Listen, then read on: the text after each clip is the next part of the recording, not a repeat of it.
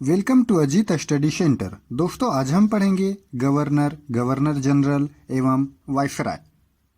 दोस्तों सन 1600 ईस्वी में ईस्ट इंडिया कंपनी के भारत आगमन के बाद अंग्रेज पूरे भारत में फैल जाते हैं।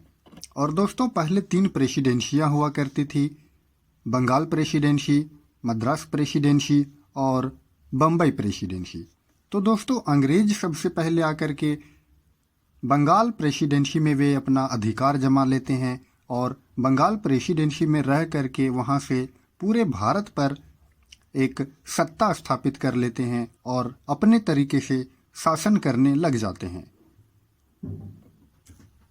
जब अंग्रेज भारत के अनेकों छोटे छोटे राजाओं से जब वे युद्ध करके युद्ध जीत जाते हैं, तब वे पूरे भारत पर अपना शासन स्थापित कर लेते हैं और तभी गवर्नर, गवर्नर जनरल एवं वायसराय जैसे पद देखने को मिलते हैं। तो देखते हैं दोस्तों यहाँ पर 1757 ईस्वी में प्लासी की लड़ाई होती है और 1773 ईस्वी में रेगुलेटिंग एक्ट पारित होता है। तो दोस्तों प्लासी की लड़ाई 1757 ईस्वी के बाद भारत में गवर्नर का पद उभर करके सामने आता है। तो बंगाल का जो प्रथम गवर्नर हैं, बंगाल का प्रथम गवर्नर थे रॉबर्ट क्लाइव और अंतिम गवर्नर थे वारेन हेस्टिंग्स। 1773 ईस्वी में जब रेगुलेटिंग एक्ट पारित होती है तो गवर्नर को गवर्नर जनरल कहा जाने लगा। तो इस प्रकार से बंगाल का जो प्रथम गवर्नर जनरल जो बन करके सामने आए वे थे वारेन हेस्टिंग्स और बंगाल का अंतिम गवर्नर जनरल थे लॉर्ड विलियम बेंटिक। बंगाल का जो गवर्नर जनरल का पद था 1774 से 1833 ईस्वी के चार्टर एक्ट तक बना रहा। फिर आए भारत के प्रथम governor general Lord William Bentinck और भारत के जो अंतिम गवर्नर जनरल थे वो थे लॉर्ड कैनिंग।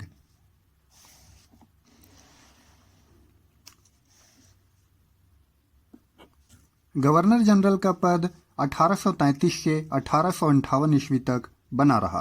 फिर आते हैं भारत का प्रथम वायसराय।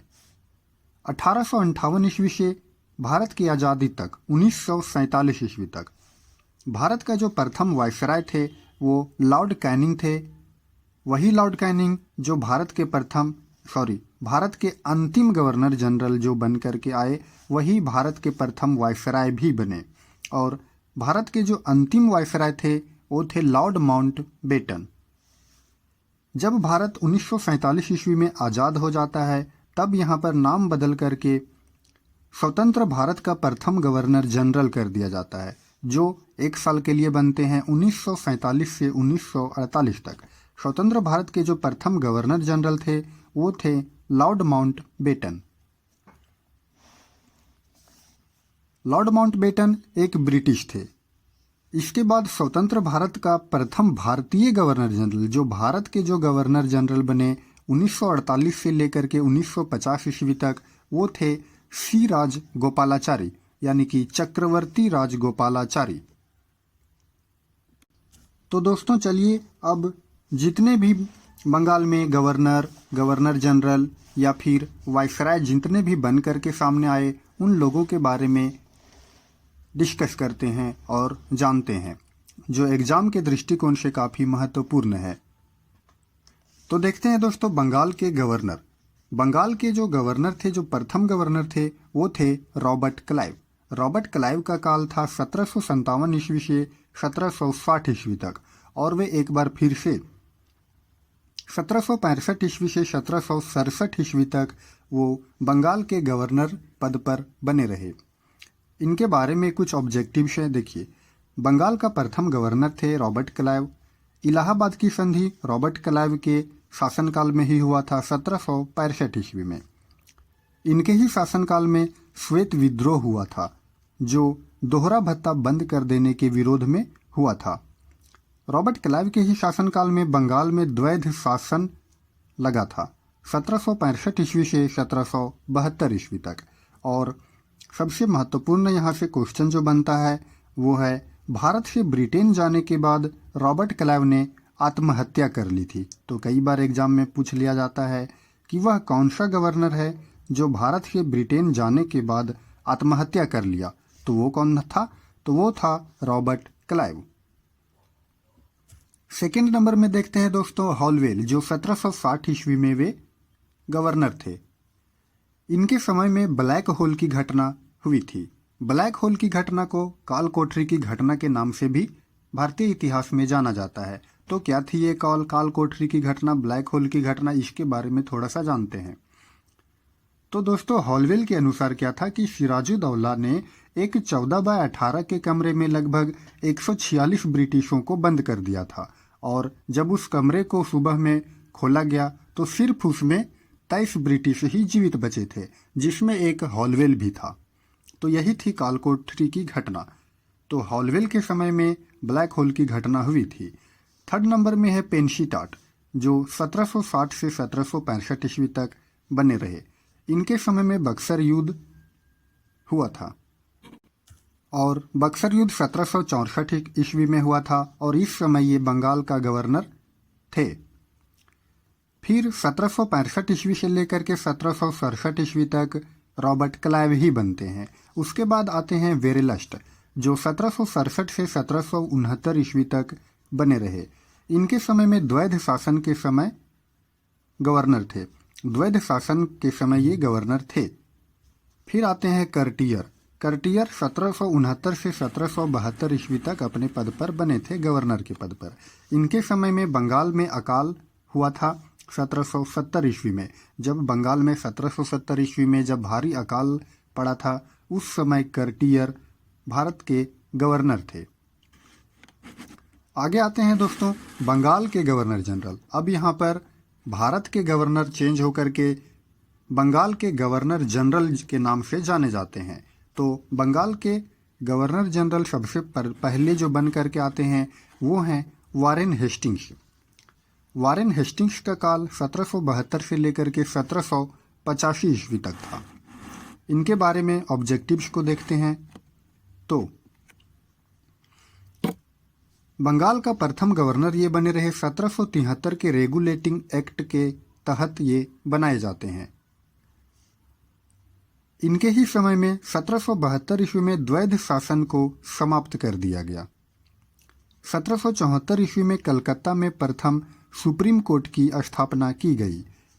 वारेन हेस्टिंग्स के शासनकाल में ही 1784 ईस्वी में कलकत्ता में एशियाटिक सोसाइटी की स्थापना की गई, और यह एशियाटिक सोसाइटी की स्थापना सर विलियम जोन्स के द्वारा किया गया था। वारेन हेस्टिंग्स के ही काल में एक व्यक्ति हैं जिनका नाम है नंद कुमार। नंद कुमार पर झूठा मुकदमा चला करके फांसी दी गई थी, जिसे न्यायिक हत्या कहा जाता है, और यह वारेन हेस्टिंग्स के समय ही हुआ था। ब्रिटेन जाने पर हेस्टिंग्स पर लंबे समय तक महाभियोग चलाया जाता है, 1788 से लेकर के 1795 ईस्वी तक, और अंत में संसद ने इन्हें आरोप से मुक्त कर दिया था। भारत का पहला समाचार पत्र द बंगाल गजट का प्रकाशन वारेन हेस्टिंग्स के काल में ही हुआ था, और तो और पिट्स इंडिया एक्ट भी पास हुआ। वारेन हेस्टिंग्स के बाद बंगाल का गवर्नर जनरल लॉर्ड कार्नवालिस को बनाया जाता है, और ये 1786 से 1793 ईस्वी तक बने रहे। इनके समय में क्या हुआ था तो देखते हैं सीरियल वाइज। सिविल सेवा का जन्मदाता माने जाते हैं। लॉर्ड कार्नवालिस को सिविल सेवा का जन्मदाता माना जाता है, पुलिस सेवा का जन्मदाता माना जाता है, और इनके ही समय में 1793 ईस्वी में अस्थायी बंदोबस्त की नीति लागू हुई थी। 1789 में दास व्यापार पर रोक लगा था लॉर्ड कार्नवालिस के समय ही। कार्नवालिस संहिता के तहत शक्ति का विभाजन न्याय और प्रशासन के बीच किया लॉर्ड कार्नवालिस के समय ही। कार्नवालिस की समाधि भारत के उत्तर प्रदेश के गाजीपुर में है।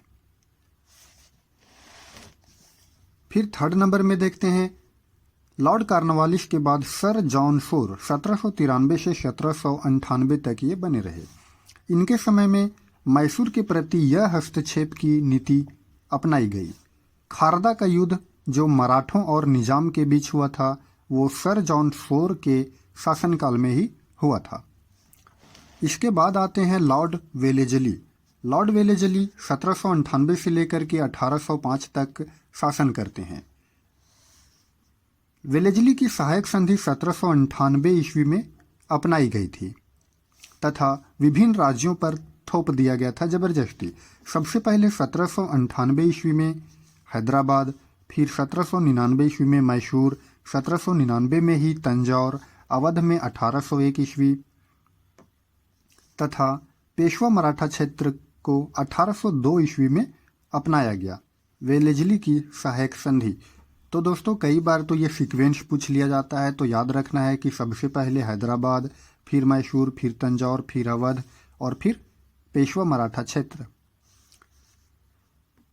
इनके समय में चतुर्थ आंग्ल मैसूर युद्ध हुआ था और टीपू सुल्तान के साथ हुआ था, जिसमें टीपू सुल्तान की मृत्यु हो गई थी। 1800 ईस्वी में कलकत्ता में फोर्ट विलियम कॉलेज की स्थापना की गई, जिसमें आईसीएस की परीक्षा उत्तीर्ण करने वालों को ट्रेनिंग दिया जाता था, प्रशिक्षण दिया जाता था।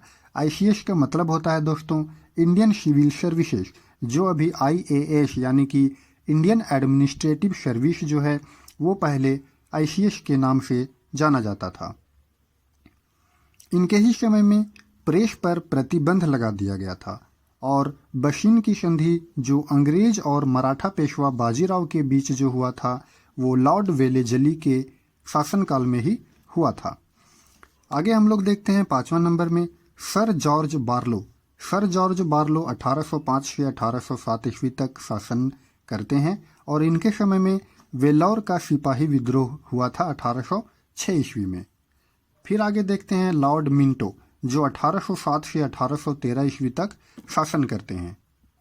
लॉर्ड मिंटो के समय सिखों के प्रमुख शासक रणजीत सिंह के साथ 1809 ईस्वी में अमृतसर की संधि की गई थी। फिर आते हैं लॉर्ड हेस्टिंग्स। 1813 से 1823 ईस्वी तक उनका शासनकाल रहता है। इनके समय में क्या क्या हुआ था देखते हैं एक एक करके। 1814 से 1816 ईस्वी में नेपाल से युद्ध हुई थी। नेपाल के राजा को पराजित करके उनसे शिमला, देहरादून का क्षेत्र तथा नैनीताल का क्षेत्र और तो और कुमाऊं का क्षेत्र भारत में मिला लिया गया। ये हुआ था लॉर्ड हेस्टिंग्स के काल में ही। फिर 1816 ईस्वी में संगौली की संधि हुआ था। किसके बीच हुआ था संगौली की संधि? तो लॉर्ड हेस्टिंग्स और नेपाल के राजा के बीच संगौली की संधि हुआ था। कब हुआ था? 1816 ईस्वी में। इनके ही शासनकाल में क्या हुआ था? तो पिंडारी क्या होते थे? पिंडारी तो मराठा क्षेत्र के कुछ हिंदू तथा कुछ मुस्लिम लड़ाकू हुआ करते थे, जो उपद्रवी तत्व थे, जो अपने उपद्रवों से ब्रिटिश सरकार को परेशान करते थे। उनका भी दमन हुआ था। तो पिंडारियों का भी दमन हुआ था लॉर्ड हेस्टिंग्स के शासनकाल में ही। पिंडारियों के कुछ सरदार थे जिनका नाम है चित्तू, वासिल मुहम्मद, करीम खां, अमीर खां इत्यादि। इनके ही समय में मराठा क्षेत्र के पेशवा पद को समाप्त कर दिया गया। बाजीराव द्वितीय जो पेशवा पद पर कार्यरत थे उन्हें हटा दिया गया और उन्हें कानपुर भेज दिया गया और पेशवों के वंशज प्रताप सिंह को शासक बना दिया गया।